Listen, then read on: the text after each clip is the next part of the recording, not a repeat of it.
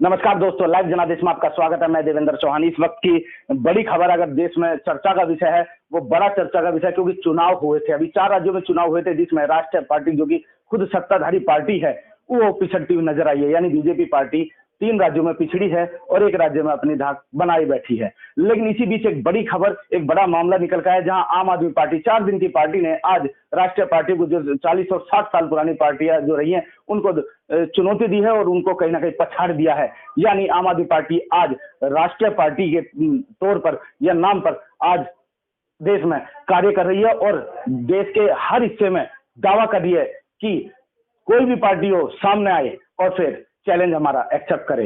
इसी बात को जानने के लिए हम अभी दिल्ली में एमसीडी के भी चुनाव हुए, क्या स्थिति रही है, आम आदमी पार्टी की क्या स्थिति है और देश में क्या स्थिति अब आने वाले टाइम की क्या होगी, क्योंकि उत्तर प्रदेश में निकाय चुनाव भी आने वाले हैं।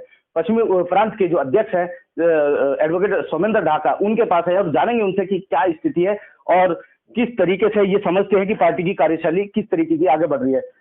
सबसे पहले तो अध्यक्ष जी, आपको बहुत बहुत शुभकामनाएं और बधाई, जिस तरीके से आपकी पार्टी राष्ट्रीय पार्टी घोषित की गई है। क्या कहोगे?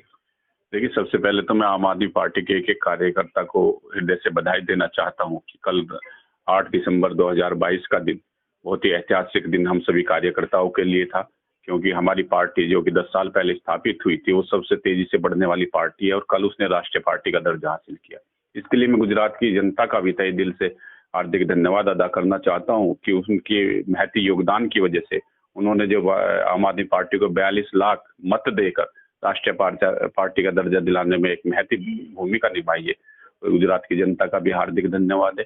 और ये अब हम इस बात को कह सकते हैं, जिस तरह से 3 राज्यों में इलेक्शन हुए और तीनों जगह पे भारतीय जनता पार्टी की सरकार थी। दिल्ली में एमसीडी में दिल्ली में भारतीय जनता पार्टी की सरकार थी, हिमाचल में भारतीय जनता पार्टी की सरकार थी और गुजरात में भारतीय जनता पार्टी की सरकार।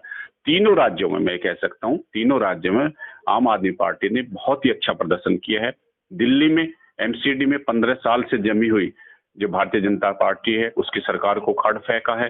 गुजरात में हम लोगों ने पहली दफा इलेक्शन लड़ा, 5 विधायक हमने जिताए, अपने 13% वोट हासिल किए, 42 लाख मतदाताओं ने हमें विश्वास जिताया। 37 सीटों पर 37 सीटों पर हमारी पार्टी के उम्मीदवार है वो दूसरे नंबर पर है। हिमाचल में भी हमने जो पहली बार इलेक्शन लड़ा, वहां हमारे क्योंकि टॉप लीडरशिप जो है सारी गुजरात में व्यस्त थी, उसके बावजूद भी हमने वहां पे एक अच्छा प्रदर्शन किया, एक वोट शेयर हमने वहां पर भी हासिल किया। तो मैं ये कह सकता हूँ, दावे के साथ कह सकता हूँ कि आने वाला समय देश में भारतीय राजनीति में आम आदमी पार्टी का है, बुनियादी मुद्दों की राजनीति का समय है। और हमारे लिए सबसे बड़ी खुशी की बात यह है कि भारतीय जनता पार्टी जो सदैव से ध्रुवीकरण की राजनीति करती थी, हिंदू मुसलमानों की राजनीति पे चुनाव लड़ती थी, उनको लड़ाकर चुनाव लड़ती थी, पहली बार गुजरात जैसे राज्य में या दूसरे राज्यों में बुनियादी मुद्दों पे चुनाव हुआ। पहली बार स्कूलों के अस्पतालों की बात उठी और आपने देखा होगा कि गुजरात में आम आदमी पार्टी की बुनियादी मुद्दों की राजनीति को ही लेकर भले ही नकली स्कूल में से प्रधानमंत्री नरेंद्र मोदी ने भी स्कूलों में जाकर बैठना शुरू किया। तो हम लोगों की एक प्रकार से ये जीत है। गुजरात में हमने अच्छा प्रदर्शन किया, भारतीय जनता पार्टी को एमसीडी से उखाड़ फेंका। तो हम लोगों ने बुनियादी मुद्दों की राजनीति को भी देश की राजनीति के केंद्र में रखने का काम किया है।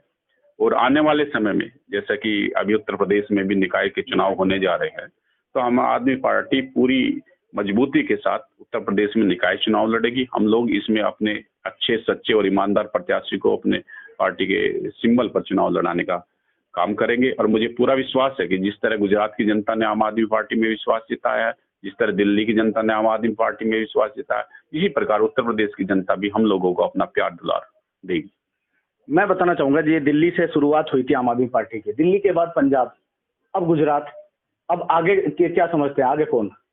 नहीं, देखिए, आगे अब जो है राजस्थान के चुनाव होने जाने हैं, 2023 में मध्य प्रदेश के चुनाव है, छत्तीसगढ़ के चुनाव है। आम आदमी पार्टी को क्योंकि एक राष्ट्रीय पार्टी का दर्जा मिल गया है और हम लोग जो है पहले दिन से, कोई ऐसा नहीं था, हम एनजीओ नहीं थे, हम राजनीति में आए थे। तो हम देश की बुनियादी मुद्दों की राजनीति करने के लिए आए थे। आज हमारा स्वरूप राष्ट्रीय स्वरूप हो चुका है। निसंदेह प्रत्येक राज्य में, अभी जैसे महाराष्ट्र में भी चुनाव होंगे, तो महाराष्ट्र हो, राजस्थान हो, छत्तीसगढ़ हो, मध्य प्रदेश हो या कोई भी स्टेट के इलेक्शन हो, आम आदमी पार्टी पूरी ताकत से लड़ेगी। आम आदमी पार्टी को पूरे देश में प्रत्येक राज्य में लोगों का प्यार और स्नेह मिल रहा है। अभी निकाय चुनाव की बात है, उत्तर प्रदेश में निकाय चुनाव है, लगभग 700 कुछ सीटें हैं जिन पर निकाय चुनाव होना है। उसकी तैयारी यहाँ की राज्य सरकार और केंद्र सरकार जुट चुके हैं। आम आदमी पार्टी को क्या समझते हैं, कितनी तैयारी कब है? नहीं, हम लोग पूरी तैयारी पे हैं। हम लोग प्रदेश प्रभारी हमारे जिनके नेतृत्व में आम आदमी पार्टी उत्तर प्रदेश में कार्य कर रही है, आदरणीय संजय सिंह जी राज्यसभा सांसद हैं। हम लोग काफी पहले से उसकी तैयारी में जुटे हुए। हम लोगों ने आवेदन फार्म भी लोगों से मांगे थे और काफी बड़ी संख्या में लोगों ने आम आदमी पार्टी से चुनाव लड़ने की इच्छा जाहिर की है। काफी संख्या में आवेदन पत्र हमारे पास आए हैं। हम लोग उनकी स्क्रूटनी कर रहे हैं। हम ये देख रहे हैं कि हम लोग किसी भी कीमत पर धनबल की राजनीति को, बाहुबल की राजनीति को कतई भी बढ़ावा नहीं देंगे। जो अच्छे, सच्चे और ईमानदार शिक्षित प्रत्याशी होंगे उनको लड़ाने का काम आम आदमी पार्टी उत्तर प्रदेश में निकाय चुनाव में करेगी। तो हमारे साथ थे सुमंदर ढाका। इन्होंने बताया कि जिस तरीके से आम आदमी पार्टी के जो बढ़ते हुए कदम है, यानी मुद्दों की बात और मुद्दों की राजनीति ये कर रहे हैं, ना कि धर्म की, इस बात को और थोड़ा सा चर्चा करेंगे। हमारे साथ हैं या खुद बागपत के जो अध्यक्ष हैं, आपसे जानेंगे अध्यक्ष जी की बागपत की अगर बात करें राजनीति की, आम आदमी पार्टी कुछ ज्यादा यहाँ प्रभाव नहीं है लोगों में, या लोगों में रुझान नहीं है, ऐसा क्या कहोगे? ऐसा है नहीं है? नहीं, ऐसे तो कोई नहीं है, प्रभाव तो काफी है।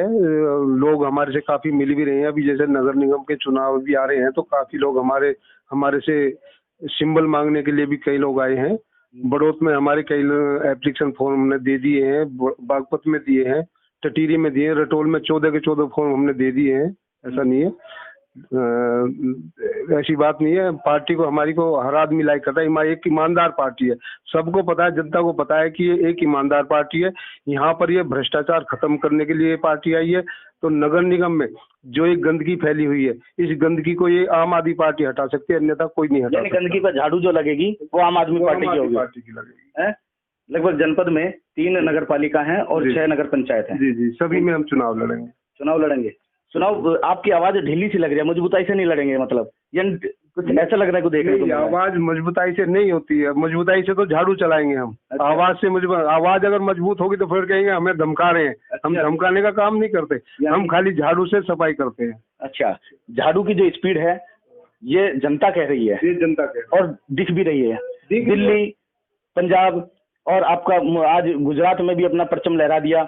आने वाले समय में कुछ लोगों का रुझान है कि हरियाणा और यूपी और राजस्थान में भी अपनी पकड़ बना देगी। इसको लेकर क्या कहोगे? अभी मैं एक बात कहना चाहता हूँ आपसे। हमारे माननीय गृह मंत्री अमित शाह जी ने एक बयान दिया था माननीय श्री संजय सिंह जी को कि अगर हमने इलेक्शन में पीछे हटाए एमसीडी के तो कोई दिक्कत नहीं है, 4 महीने पीछे हो जाएंगे तो तब देखना, तब हाथ मिलाना। तो हमने वही करारा जवाब आज आम आदमी पार्टी की एमसीडी ने दिया है अमित शाह जी को।